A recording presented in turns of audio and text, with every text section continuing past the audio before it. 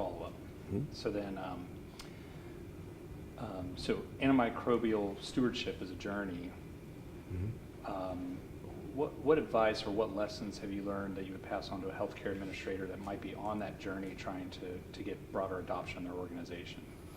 So some of the most effective pieces are to make sure that you have the right people involved. We have a network, it's Antimicrobial Stewardship Network, within Atrium, and we have a physician who is responsible for that. She's an ID physician, she's been involved in stewardship before, and she's the lead, unquestioned, as to which direction we go and how we work through that. She's partnered with the pharmacy department, and so within the pharmacy department we have multiple pharmacists, many of whom are trained in infectious disease or have experience in doing antimicrobial stewardship at other places that work on that review of patients and to look at that.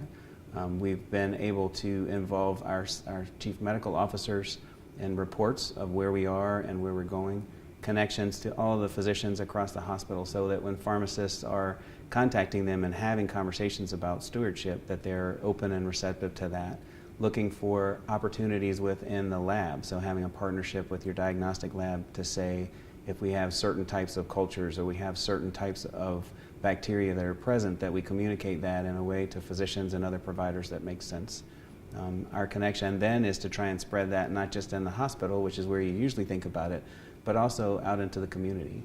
So we have within Atrium, in addition to our hospitals, we have 1,500 providers that are writing antibiotics in the community space.